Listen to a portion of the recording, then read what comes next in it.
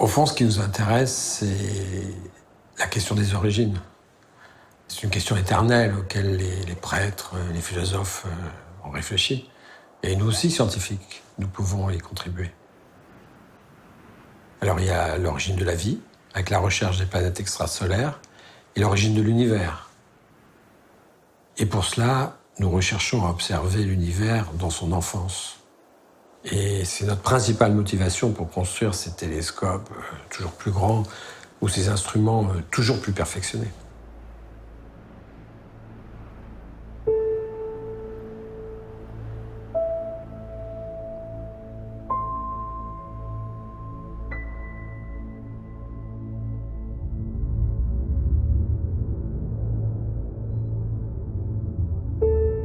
L'univers est si vaste que la lumière des objets célestes met un temps parfois considérable pour nous parvenir, même si elle se propage à 300 000 km par seconde.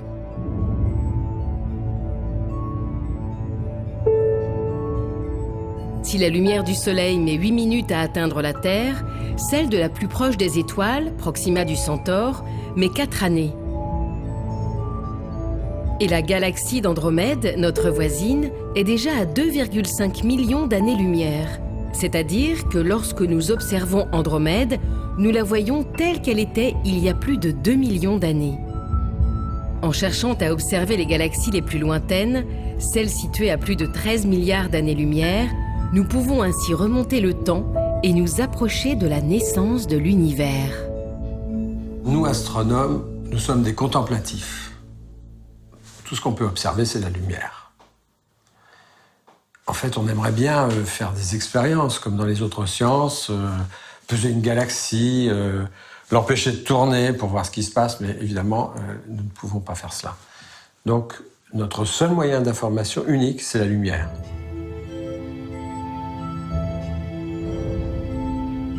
Alors, on peut en faire des images, on peut regarder les formes des objets, on peut regarder leurs couleurs, mais on peut faire beaucoup plus, car la lumière transmet l'information des atomes qui l'ont émise. À travers les quantums d'énergie ou la mécanique quantique, on est capable de retrouver la signature comme une espèce de code génétique unique des atomes qui ont émis la lumière. Et ça, c'est très puissant, car ça nous permet de déterminer la composition chimique, la physique du gaz, même les mouvements des astres, grâce à l'effet Doppler. Donc ce sont des informations tout à fait essentielles. Et ces informations, on les obtient avec des instruments qui permettent d'analyser la lumière, ces instruments qu'on appelle les spectrographes, qui sont des instruments essentiels pour nous. Depuis son invention au XIXe siècle, le spectrographe équipe la plupart des observatoires dans le monde. Dans les années 90, un nouveau type d'instrument est inventé en Europe, le spectrographe intégral de champ ou 3D. Il permet, pour la première fois, d'obtenir une vision d'ensemble des astres étudiés. Une première génération basée sur ce nouveau concept est installée sur les grands télescopes. L'ESO, l'Observatoire européen austral, avec ses nombreux télescopes installés au Chili, est le fer de lance de l'astronomie européenne. Plusieurs exemplaires de la première génération de spectrographes 3D sont déjà en place au foyer des VLT, les 4 très grands télescopes de 8,20 m de diamètre de l'Observatoire de Paranal.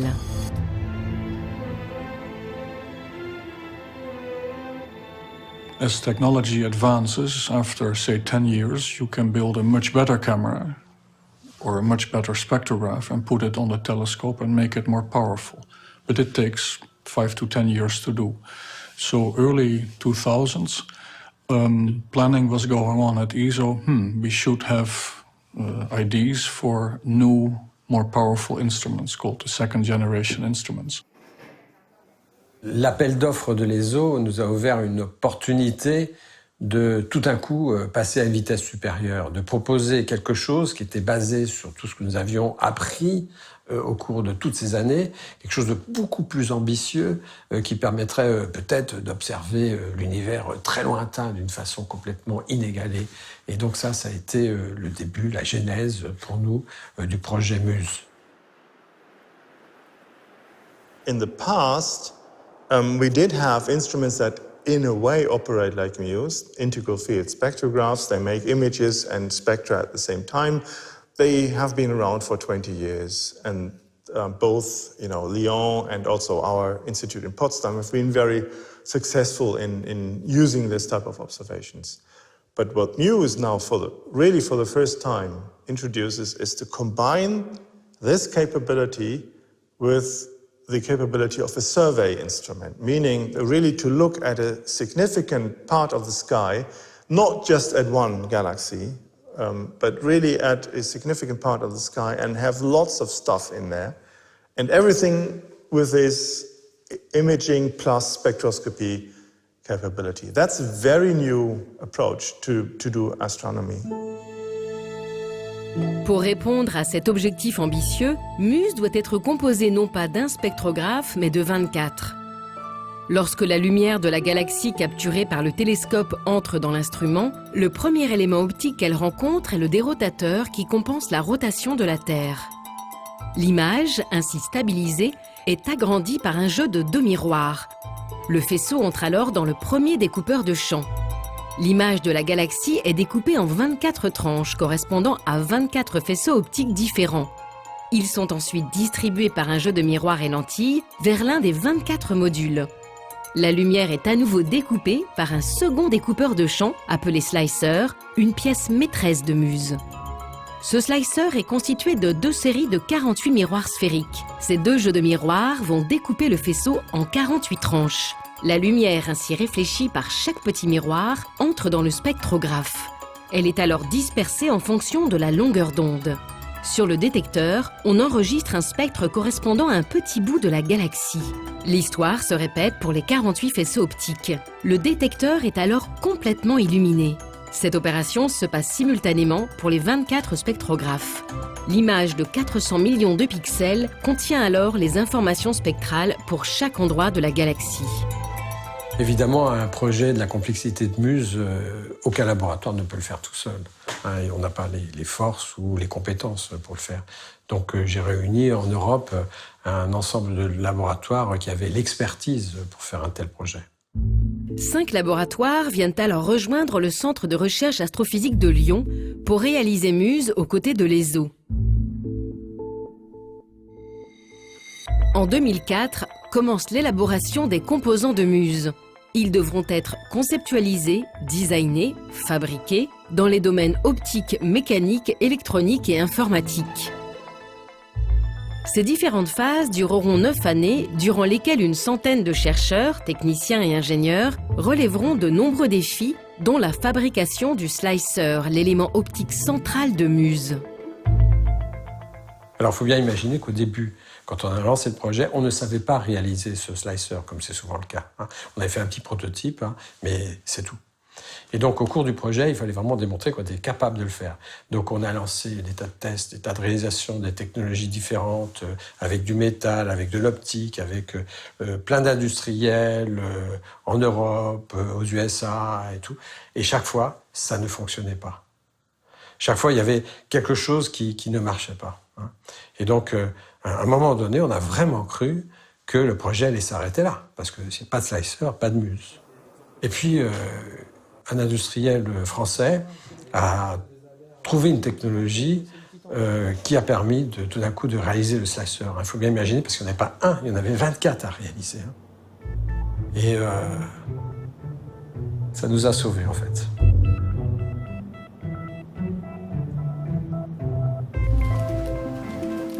En 2010, l'assemblage de MUSE peut commencer. C'est au Centre de recherche astrophysique de Lyon que des milliers de pièces arrivent de toute l'Europe. 3 années vont être nécessaires pour assembler, calibrer, aligner et tester MUSE.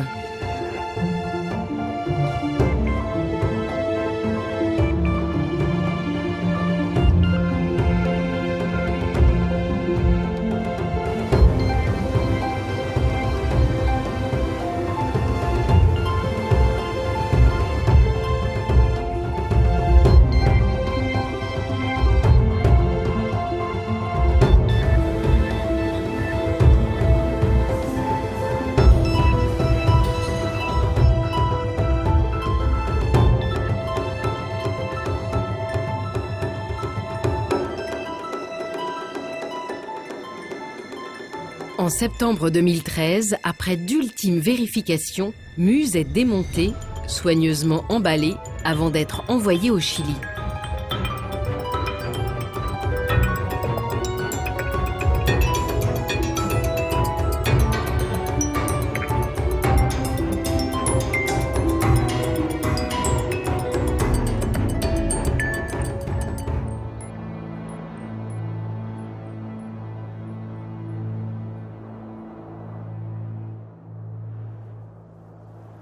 Muse est arrivé en des dizaines et des dizaines de boîtes, plusieurs semi-remorques arrivées à Paranal. Et le premier stress, c'est est-ce que tout est arrivé entier?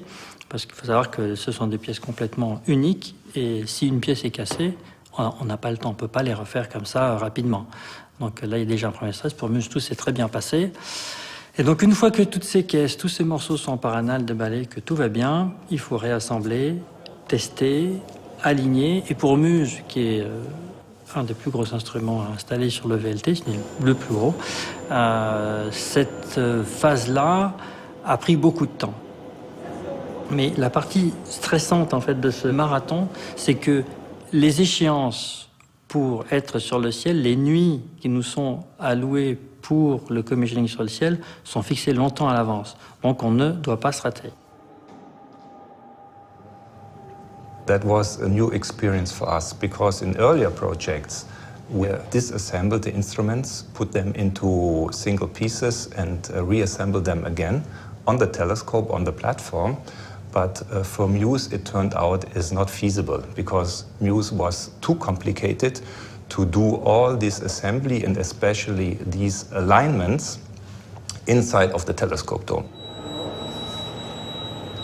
It was decided that we will lift the instrument as a total in a single lift into the dome, and there is only one way to enter the dome with a big size instrument, and that is the slit for observation. Avant de réaliser cette opération, il faut voir aussi l'état d'esprit dans lequel on était. On savait que c'était l'opération critique. Pour pouvoir la réaliser, on était dépendant de la météo, puisqu'on allait sortir l'instrument, le laisser dehors, avant de pouvoir le réinstaller dans le télescope. Et bien sûr, au moment où on doit installer Muse, vent violent, risque de pluie, donc on ronge un peu notre frein, on attend, et puis le jour vient où on se réunit, on regarde les prévisions, et on prend la décision de lancer.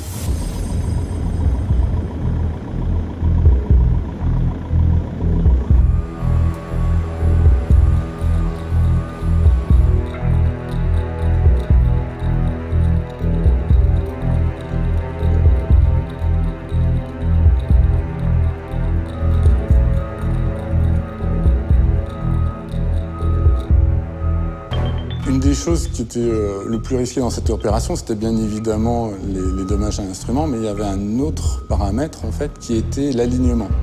Et cette opération avait été faite donc dans le hall d'intégration pendant plus de 2 mois. Si on avait désaligné l'instrument, il ne nous restait plus qu'une chose à faire, c'était le reprendre et le redescendre. And then it was lifted up to the 15 meters elevation above our heads. But to be honest, at that moment, I thought I would be totally excited and fear that the instrument could fall down.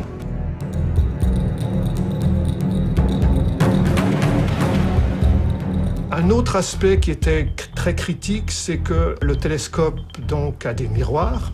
On a un gros problème avec les miroirs si le soleil arrive sur ces miroirs. Et on a commencé donc l'opération de grutage à 5h du matin, 5h30 à peu près. Et lorsqu'on l'a terminé, on n'avait plus qu'une dizaine de minutes avant que le soleil arrive sur le miroir principal et le moment où il fallait absolument refermer l'enclosure. Donc, non seulement c'est une opération très délicate du point de vue technique, mais c'était en plus une opération qui était limitée en temps.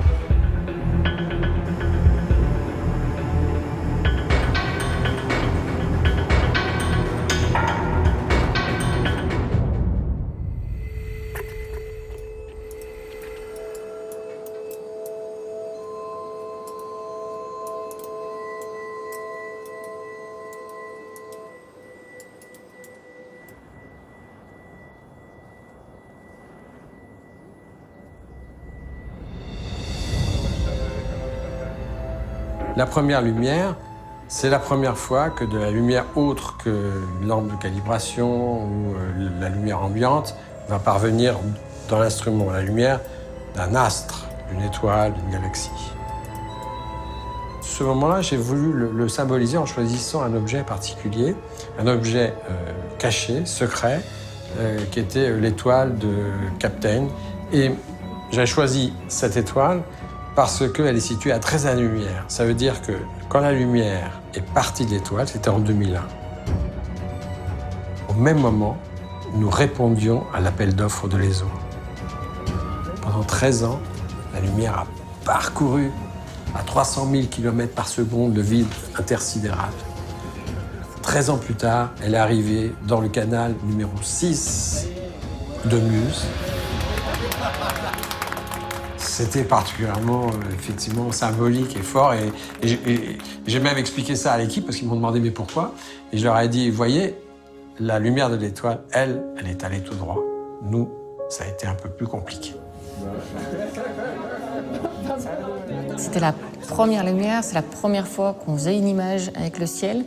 Et puis moi, personnellement, j'avais une très grosse pression parce qu'on avait mis l'instrument sur le télescope et on a passé une semaine à aligner correctement l'instrument par rapport au télescope. Donc quand on a fait la première image, c'était aussi la validation que l'instrument, il était bien en face du télescope.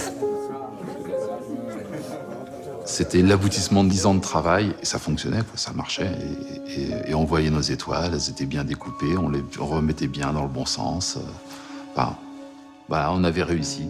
Donc maintenant, l'instrument, on pouvait le donner aux scientifiques, et on savait qu'ils allaient s'amuser avec, quoi.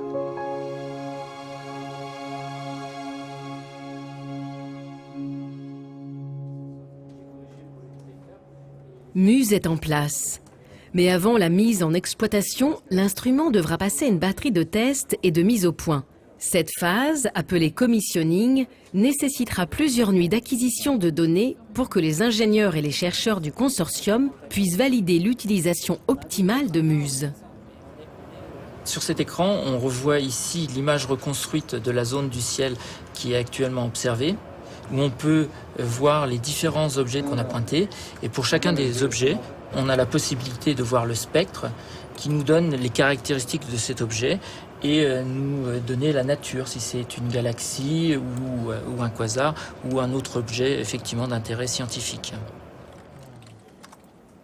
Un des grands enjeux du projet, c'était d'être capable de traiter efficacement l'énorme flux de données qui est fourni par l'instrument. Il faut imaginer que l'instrument est capable de produire 400 millions de données toutes les minutes. Le volume de données peut être considérable. Mais il n'y a pas que le volume, il y a la complexité des données. Il faut bien voir que l'image qui arrive sur des détecteurs a été coupée plusieurs fois en petits morceaux par les slicers, les découpeurs de champs, tout ça. Donc elle est extrêmement compliquée. Et il faut, de façon algorithmique, être capable de retracer ce qui s'est passé sur le détecteur par rapport à ce qui était sur le ciel. What Muse fundamentally creates is a lot of pixel data on some detectors, and if you look at that, well, you cannot make much head nor tail of it. So it's a very complicated process. We have an expert in the team who wrote what we call the data reduction software, and that basically puts all these pixel data together to make images, spectra, the combined data cube, and so on.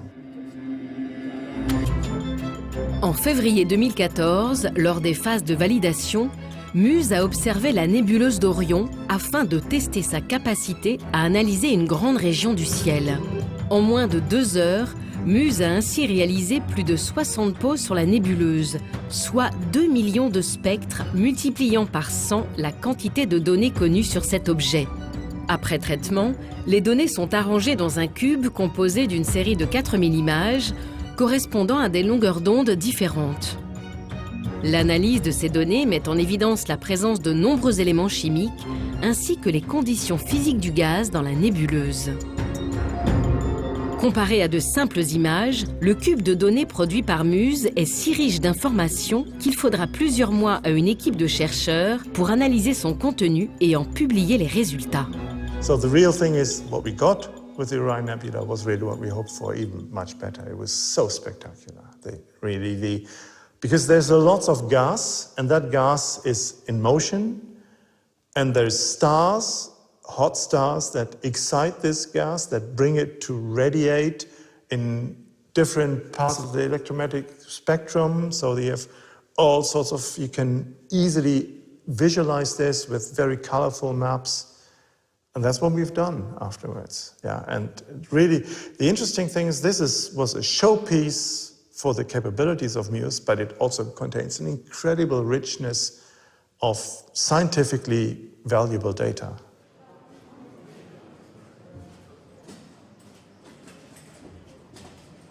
Tous les 6 mois, les membres du consortium Muse se retrouvent lors des Busy Weeks. Ce moment d'échange leur permet de faire le point sur l'avancement des programmes d'observation, mais aussi de présenter et débattre des premiers résultats obtenus. Pendant toute une semaine se côtoient professeurs, postdoctorants et étudiants de toutes nationalités, avec un seul objectif, traduire en faits scientifiques toute la lumière analysée et disséquée par Muse. De nombreux thèmes sont ainsi abordés. In particular, my own interest is on how galaxies, like our own Milky Way galaxy, how galaxies change with time, how they evolve, how they are formed in the early universe, how they then develop over time, what controls how they develop, and so on. And we know that a key part of that is the interaction with gas in the universe, how gas flows from the surrounding universe onto the galaxy, and that's then the fuel out of which stars like the Sun are eventually made. And we know that surrounding galaxies, there is gas. It's the gas left over, if you like, from the Big Bang. We see that in absorption against background objects, but that always just gives us a sort of one-dimensional probe. It's like a needle through, literally a needle through a haystack. With Muse, we can actually now see where this gas is in a sort of three-dimensional volume. And so what we want to do with Muse is to understand this process of how gas flows from the surrounding universe onto galaxies. I would say holy grails of my own research field has been to detect this web of gas which we think must be there in the early universe, out of which galaxies are forming. And Muse really is the best instrument now to really try and see this.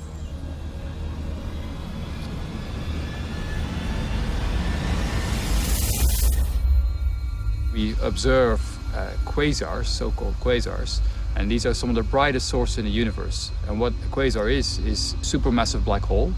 Gas is spiraling in because of the gravity of the supermassive black hole. And because the gravity is so strong, the gas moves really, really fast as it spirals into the black hole. And because it's moving so fast, there's a lot of friction between gas layers that are moving at different speeds. And the gas gets really, really hot. And as it gets hot, it emits a huge amount of radiation. Now, we were using those quasars as tools, not to study them themselves, but as flashlights. Because they're so bright, you can see them all the way across the universe, and you see a flashlight, and if you then check what the gas on its way from the quasar to you, the telescope, the observer, what that gas around a galaxy that's in between you absorbs, then you can learn about the gas around that galaxy that you can't observe in any other way. But to learn how that relates to gas inflow and outflow of the galaxy, you need to know where the galaxy is. And that was the bottleneck. And we couldn't find the galaxies, only the very brightest ones. With Muse, we can go much fainter, 1 to 2 orders of magnitude fainter. So we can find many more galaxies. In fact, I realized we could find as many galaxies as we could see absorption lines. So we could really start to correlate the gas that we see in absorption with the galaxies detected by Muse, and in that way, for the first time, learn about the gas inflows and outflows of galaxies that are far away. And these are important because far away in astronomy means further back in time. And with Muse, we can study this process at a time when the galaxies were most active in the history of the universe. And they were forming stars very vigorously, and because of that, producing big explosions that blew a lot of gas back into intergalactic space.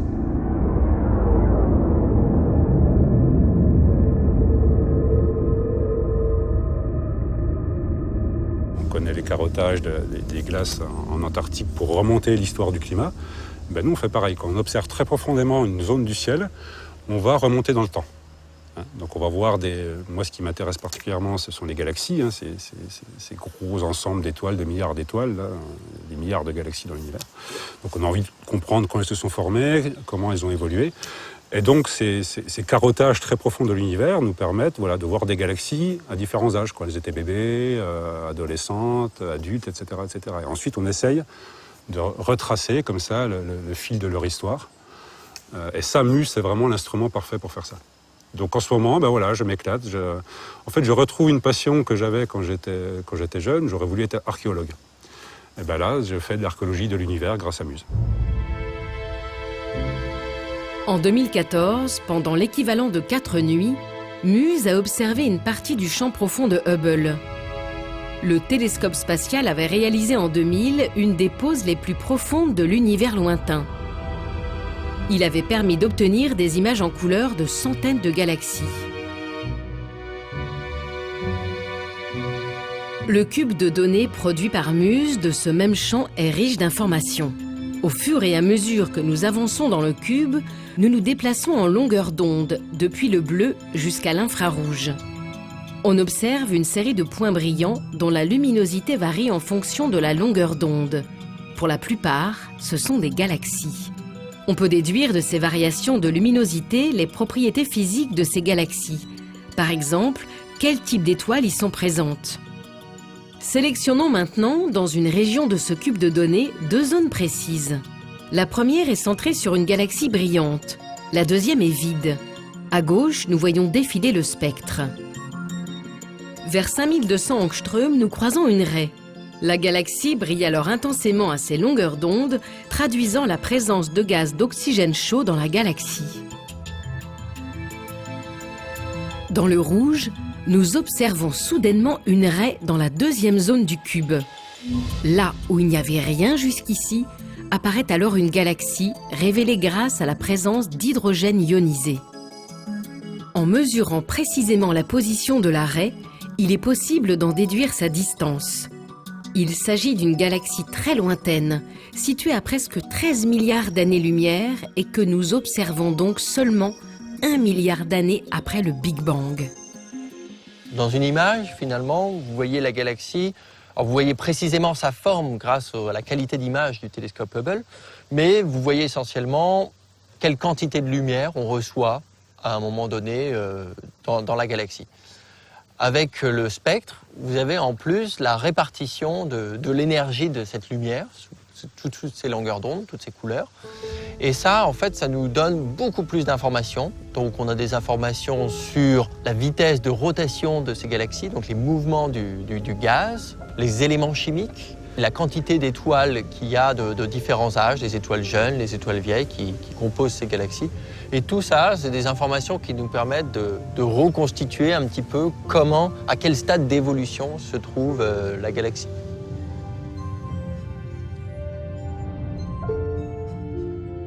Grâce à MUSE, on a pu mesurer de l'ordre de 180 distances de galaxies dans le champ. Et en plus, on a pu découvrir une trentaine de nouvelles galaxies très distantes dans ce champ que Hubble n'avait pas vues. On a conscience qu'on a fabriqué un très bel instrument, qui est considéré maintenant, pas uniquement par nous, mais par la communauté de ceux qui l'ont utilisé vraiment comme la Rolls-Royce de l'astronomie. Il y a déjà, au bout d'1 an d'utilisation, un taux de publication assez remarquable.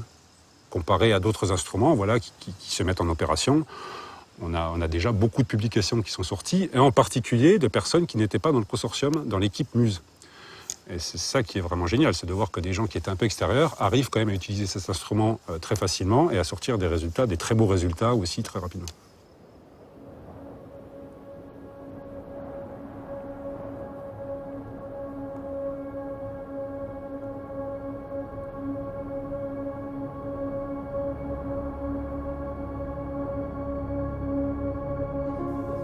En 2014, j'ai vraiment vécu des moments tout à fait extraordinaires. C'est la concrétisation d'une idée, d'un vague schéma, en fait, en une fantastique machine à remonter le temps. Une aventure technique, scientifique et humaine. J'ai rencontré, à travers ce projet, des gens remarquables, des intelligences, des gens dévoués. Et nous avons ensemble réalisé quelque chose d'extraordinaire qu'aucun d'entre nous n'aurait pu faire tout seul. Muse sera exploité par les eaux et par nous pendant 10, 15, 20 ans peut-être. Donc Muse va, je pense, marquer son temps comme un élément important de découverte scientifique.